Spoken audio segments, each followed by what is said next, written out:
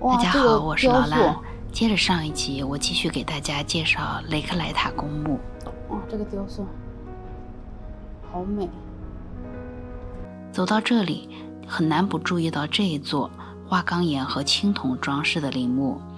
它的主人是一位富有的地主，大门上面装饰的是很多小天使。这座陵墓给我留下了非常深的印象。这个高达3米的青铜雕像是灵魂的守护者，大天使 San Miguel。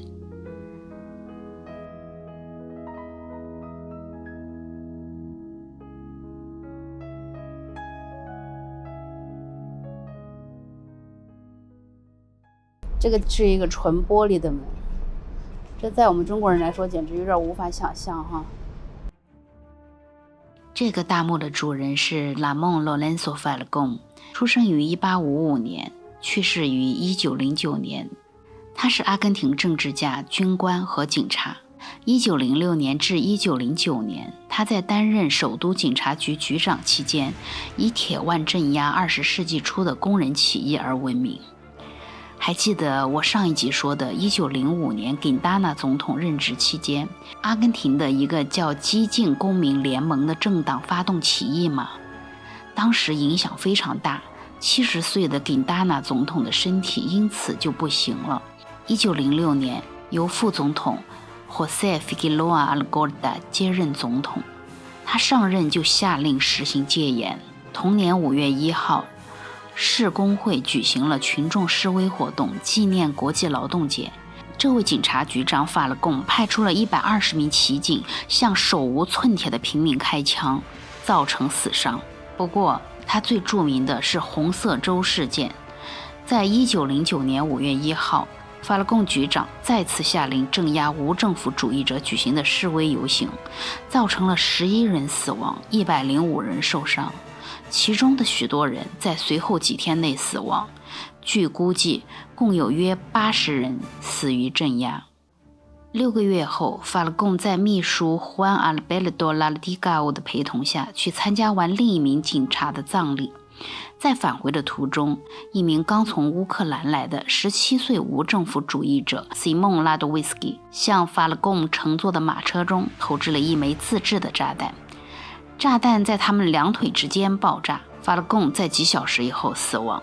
杀害他的凶手 Simon Ladowski 因未成年而免于枪决，先后被关押在联邦监狱和乌斯怀亚监狱，期间越狱一次被抓回。1928年，激进公民联盟的伊波利多·伊利过燕当上了阿根廷总统。在1929年，这位总统赦免了拉多维斯基，让他重获自由。无政府主义媒体将拉多维斯基塑造成为工人之死报仇的英雄。时间来到2018年的11月14号，正是法勒贡死去的109周年纪念日。2个无政府主义者拿着自制的炸药，在法勒贡的陵墓发动了袭击。报道说，袭击者把自己给炸伤了，伤势严重，送到医院抢救，不知道后来怎么样了。地上可以见到血迹和无政府主义的标志。法勒贡的雕像是躺着的，上面有个人在和一半是女人一半是狮子的狮身人面像在搏斗，下面是2尊身着长袍的低着头悲伤的女性的雕像。在这个墓地有很多类似这样的雕塑。他的秘书拉勒蒂加乌就葬在他的旁边，一群天使守护着他倒下的遗体。啊，这个也很大，这个有点古老哦，是不是？这个有点古老。啊，这个雕塑好美啊，天使。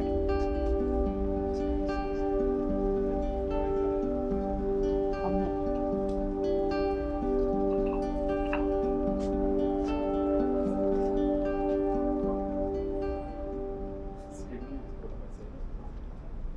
你看它上面的国旗是乌拉圭、阿根廷和巴西3个国家的国旗。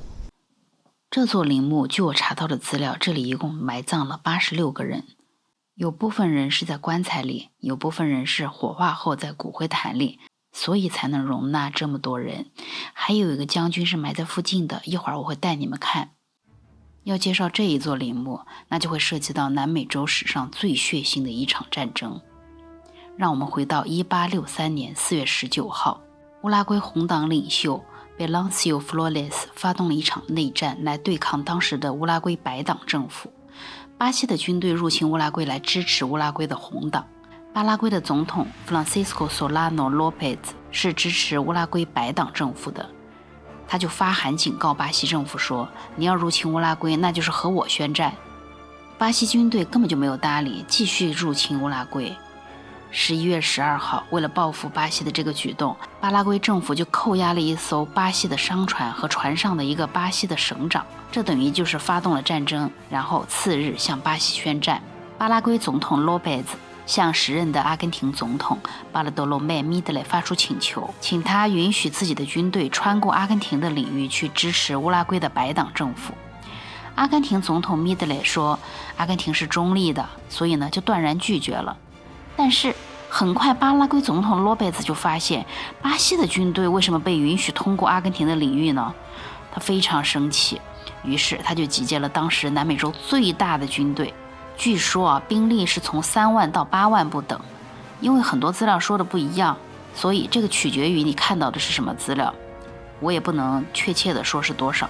当时的巴拉圭很强大哦，他的这些邻国都不是他的对手，所以罗贝兹的胜算当时是最大的。乌拉圭白党政府当时在没有外部援助的情况下，又被红党和巴西入侵者等多重的攻击，被迫就投降了。乌拉圭红党领袖弗洛雷斯上台，就开始了独裁统治。1865年的4月，巴拉圭军队就占领了阿根廷的城市科连特斯，并且向阿根廷宣战。他现在的情况就是向巴西和阿根廷2个国家都宣战了。于是乌拉圭的红党新政府还有阿根廷和巴西组成了3国联盟，他们就决定联合起来打败巴拉圭总统罗贝兹。于是长达5年的南美洲的最血腥的战争3国联盟战争，也叫巴拉圭战争，正式打响。战争一直持续了5年，于1870年巴拉圭总统罗贝兹在战场战亡，战争终于结束。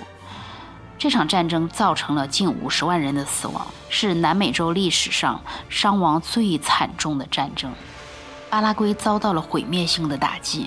根据不同的消息来源说，巴拉圭不但失去了大部分的领土，还失去了50%至85%的人口。单从性别来说，成年男性人口的损失可能超过了90%。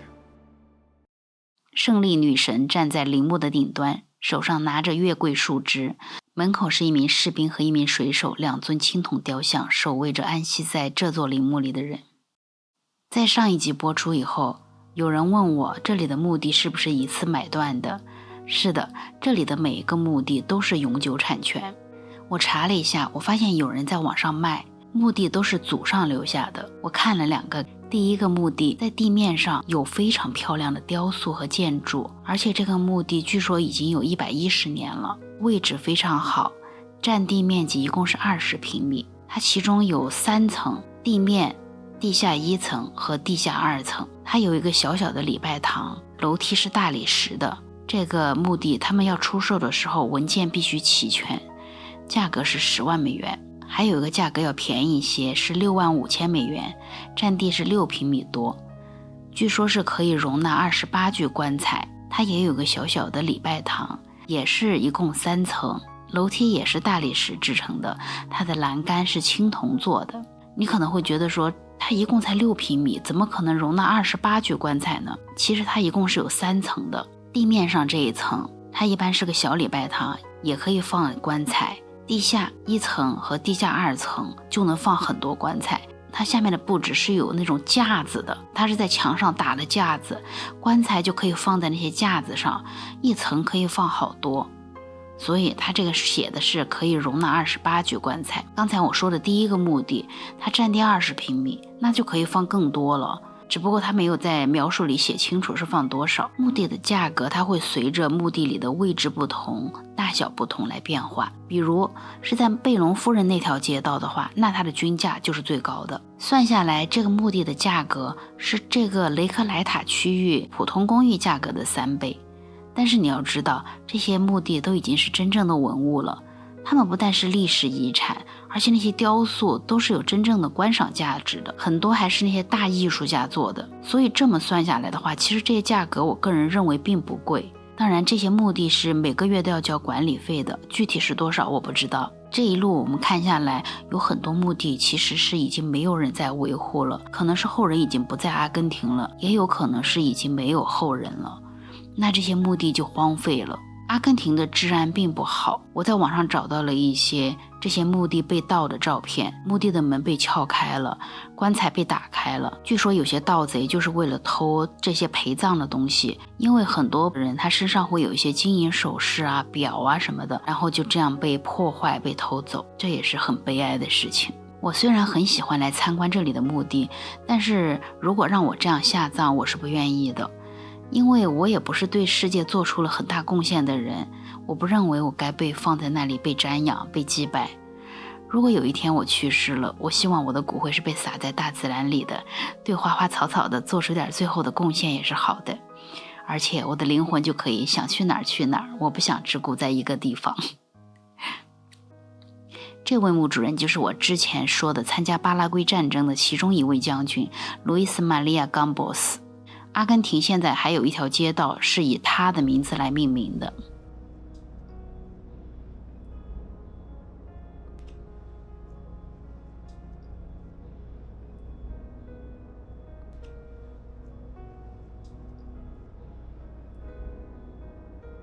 哇，这个棺材好小啊！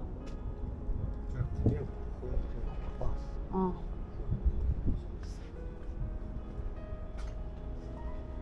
刚才我看见一个特别小的棺材，你的意思是说那个也是火化的？对，就是那个大棺材旁边有个小小棺材，或者是他的宠物，或者是什么呢？你看他这家这个设计的也很棒，你看这家设计，它那个玻璃是那样可以这样子的，然后就通风。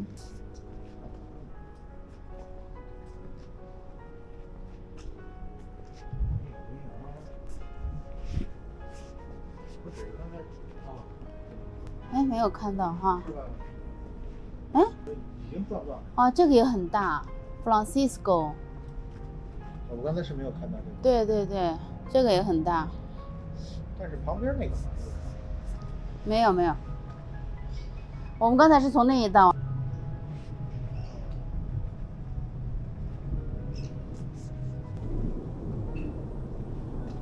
啊，这里开着。你敢进吗？我不敢，我主要是不要打扰他们。这里这个墓设计的也很美。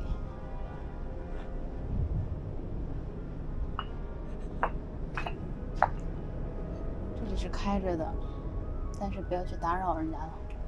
好了，这一集我们就先分享到这里。因为我现在的视频是在上传多个平台，有的平台它不能上传多于15分钟的视频。下一集我会带大家去看贝隆夫人的陵墓，是这一座墓地里面最著名的陵墓。谢谢大家的观看和陪伴，我是劳拉，咱们下集再见吧。